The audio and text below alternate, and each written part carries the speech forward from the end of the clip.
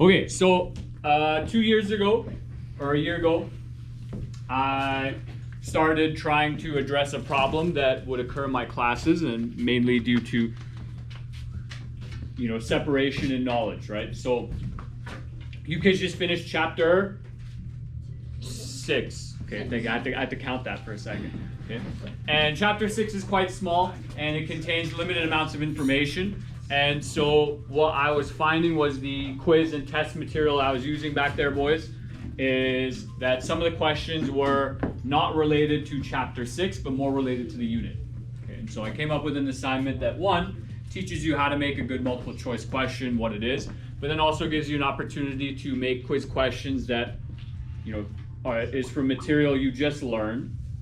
And so at least you feel like, hey, yeah, we did learn about this somewhere. Maybe you don't recall it on the day of the quiz. Maybe it's not something you studied, but guaranteed it's something that we went over in class because maybe it was selected by your classmates. So the goal behind this quiz making assignment is to become familiarized both with the theory behind multiple choice tests, multiple response or true false questions, okay?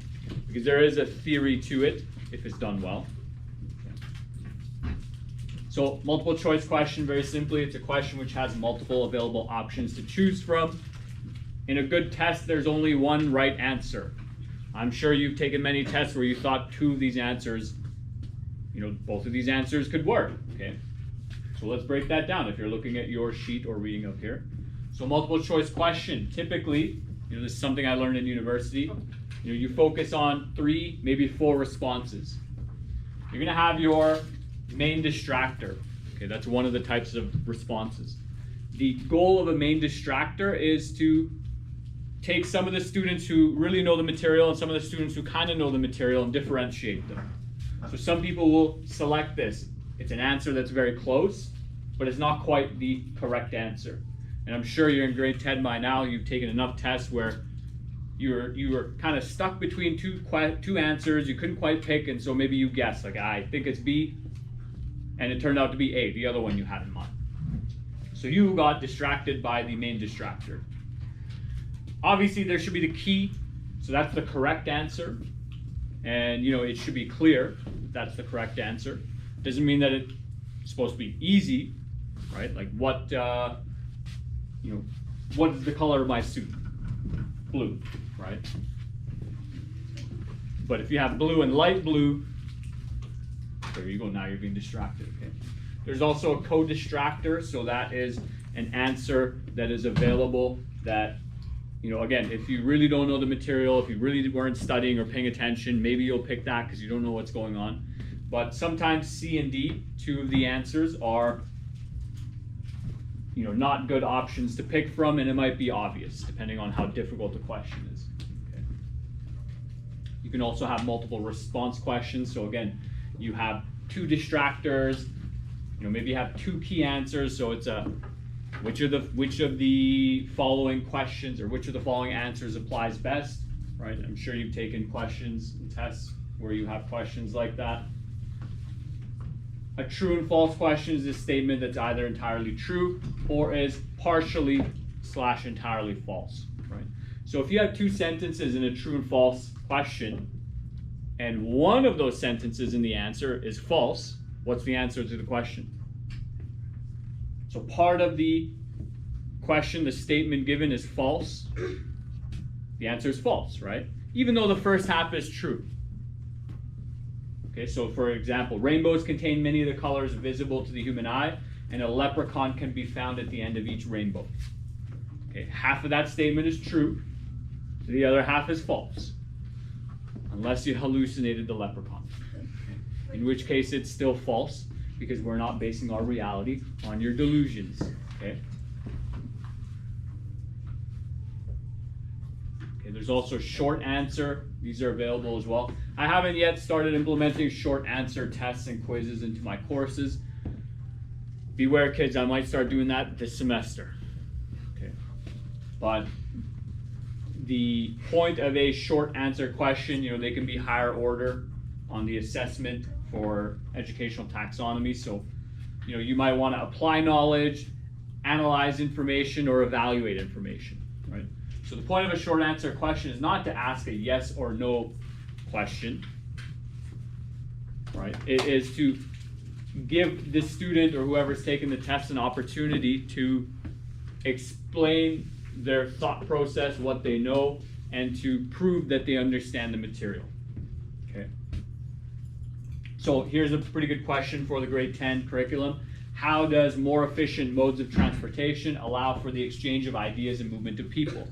So we've only done chapter 6. We haven't really talked about technology and how people spread ideas and spread people around. So that might be a very difficult question for you to answer.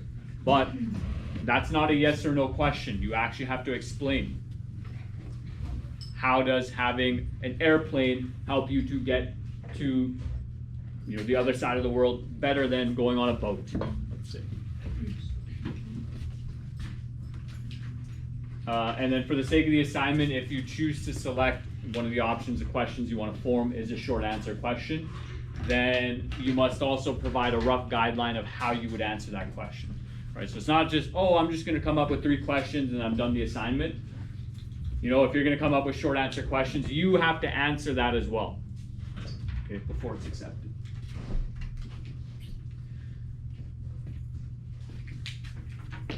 And then, yeah, we already talked about, so the way I did this process previously is, I give the students 1 day after the material is done to, in class, make questions.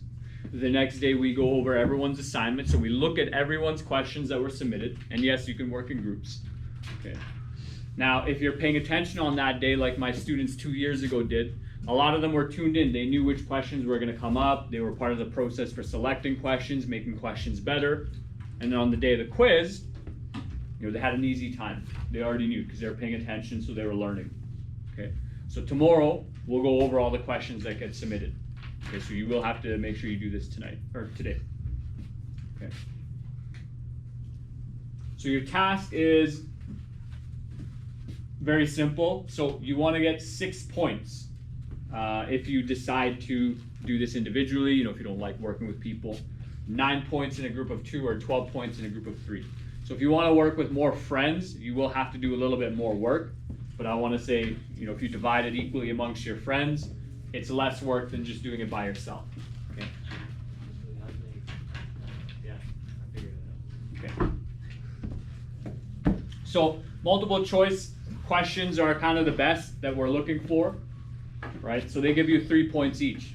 So if you and your friend want to work together, you need 3 multiple choice questions. Okay. True and false are the easiest and they give the least amount of points. If you want to be lazy, well, you still got to do more work technically, or you need to produce more questions. And short answer is 2 points because I don't always use short answer, but it's nice to collect them and maybe they can be used later at a later date for myself. Okay. The way you're marked is you get 6 out of 10 marks is based on whether or not you actually met the point requirement. Okay, so if you're in a group of 3 and you produce 2 multiple choice questions and a short answer, well, you're not going to get the full 6 marks there. Additionally, if you're like, oh, I'm going to pull a fast one on Mr. Kawaja, I'm just going to come up with the most basic, boring, useless questions that no one cares to answer, right? Or aren't related to the material, then you miss out on the 4 marks of how usable your question will be. So typically what I did previously was if I used your questions, you got full marks. And if I didn't use your questions, you usually didn't get full marks there. Okay. Okay, so we'll wrap up that explanation and I'll take some questions here.